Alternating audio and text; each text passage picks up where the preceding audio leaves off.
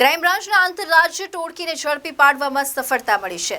દિલ્હી અને હરિયાણાના રોહતક વિસ્તારમાં રહેતા આ ઘર ટોળકી જજ્જર ગેંગ તરીકે ઓળખાય છે। દિવસ દરમિયાન કાપડના વેપારી તરીકે ફેરી કરીને રેકી કરવાની મોડસ ઓપરેન્ડી ધરાવતા જજ્જર ગેંગ સામે અનેક ગુના નોંધાઈ ચૂક્યા છે।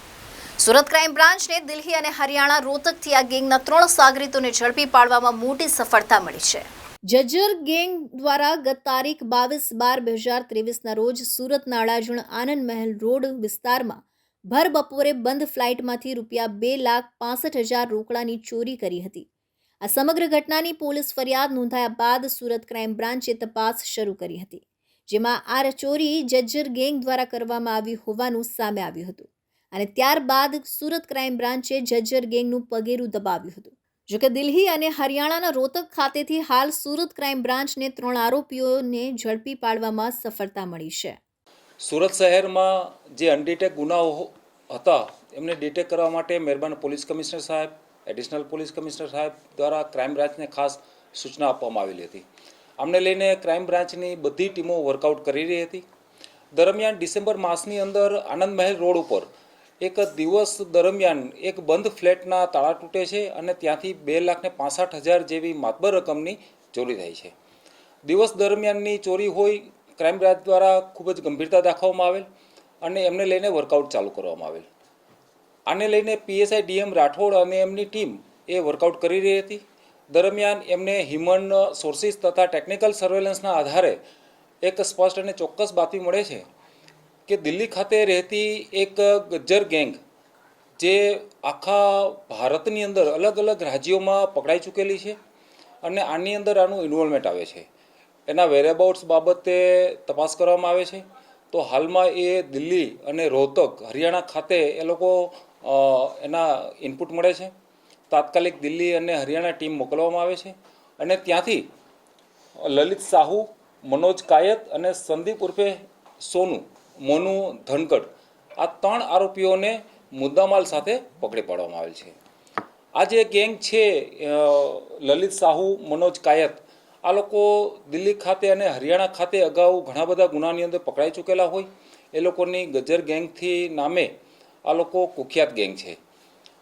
ત્યાંથી આ લોકો દિલ્હી અને હરિયાણાથી એ લોકો ટ્રેન મારફતે અલગ અલગ રાજ્યોમાં અને અલગ અલગ શહેરોમાં આ લોકો જાય છે। ત્યાં હોટલોમાં રોકાય અને ત્યાં કાપડના વેપારી બની અને દિવસ દરમિયાન આ લોકો રેકી કરે છે। જે ફ્લેટની અંદર વોચમેન નથી હોતા એવા એપાર્ટમેન્ટને ટાર્ગેટ કરવામાં આવે છે અને ત્યાં જઈ અને બંધ ફ્લેટને ટાર્ગેટ કરી એના નકુચા તોડી અને ઘૂસી જઈ અને ચોરી કરે છે। આ રીતે સુરત શહેરમાં જે અડાજણ વિસ્તારની અંદર સનલાઇટ કોમ્પ્લેક્સની અંદર જે ચોરી થઈ હતી એનો ભેદ ઉકેલાયો છે। આ લોકોની પૂછપરછની અંદર બરોડાની અંદર પાણીગેટ વિસ્તાર, નવાપુરા વિસ્તારની અંદર પણ 3 મહિના પહેલાં બંધ ફ્લેટને આ લોકોએ ટાર્ગેટ કરેલો હતો। દિવસ દરમિયાન ત્યાં ચોરીઓ કરેલી હતી। એવી જ રીતે અમદાવાદની અંદર મણિનગર, પોરબંદર, રાજકોટ અલગ અલગ જગ્યાએ આ લોકોના ગુનાઓની કબૂલાત આપેલ છે। આ લોકો આખા ભારતમાં જોવા જઈએ તો મહારાષ્ટ્રની અંદર, દિલ્હીની અંદર, રાજસ્થાન, બેંગ્લોર, મધ્યપ્રદેશ એમ અલગ અલગ રાજ્યોની અંદર એ લોકોએ ગુનાઓની કબૂલાત આપેલ છે। હાલમાં 3 આરોપીને પકડી પાડવામાં આવેલ છે, જ્યારે એના અન્ય સાથીદારો છે એની બાબતે પણ વર્કઆઉટ ચાલુ છે। આની અંદર જે સંદીપ ઉર્ફે મોનુ છે એ ખૂબ જ કુખ્યાત આરોપી છે। એ અગાઉ આર્મ્સ એક્ટની અંદર દિલ્હીમાં પકડાઈ ચૂકેલો છે, જ્યારે એનો બીજો જ એક તહોમતદાર છે લલિત સાહુ, ધાડ પાડવાની તૈયારી, રોબરીની જે તૈયારી કરતા હોય છે એવા ગુનાની અંદર એ પકડાઈ ચૂકેલો છે અને એ વેપન રાખવાની પણ આ લોકો ટેવ ધરાવે છે। હાલમાં 3ને એરેસ્ટ કરવામાં આવેલ છે। એના જ્યુડિશિયલ કસ્ટડીમાં રિમાન્ડની તજવીજ ચાલુ છે અને બીજા ગુનાઓ પણ ડિટેક્ટ થવાની પૂરેપૂરી સંભાવના છે। આ લોકોની એમઓ એ રીતેની હતી કે આ લોકો મૂળ એનો જે કેમ્પ છે એ દિલ્હી અને હરિયાણા રાખતા હતા। ત્યાંથી એ લોકો ટ્રેન મારફતે જે શહેરને ટાર્ગેટ કરવાનું હોય ત્યાં લોકો ટ્રેન મારફતે નીકળતા હતા અને ત્યાં આવી અને એને હોટલમાં રહેતા હતા। ત્યારબાદ એ શહેરના પોશ એરિયા, સુરત શહેરમાં ખાસ જોઈએ તો અડાજણ છે, પાલ છે, આપણે સિટીલાઇટ એરિયા છે, આ લોકો અલગ અલગ વિસ્તારોની અંદર કાપડના વેપારી બની અને ત્યાં રેકી કરતા હતા। જ્યારે એને ખ્યાલ આવે કે આ એપાર્ટમેન્ટની અંદર વોચમેન નથી અને આટલા ફ્લેટ બંધ છે, એ લોકોને ટાર્ગેટ કરી અને ત્યાં ચોરી કરી અને પલાયન થઈ જતા હતા. આ લોકો સસ્તા ભાવે અમુક જે વસ્તુઓ પણ મળતી હતી તે લોકો સસ્તા ભાવે દિલ્હીમાં વેચી દેતા હતા.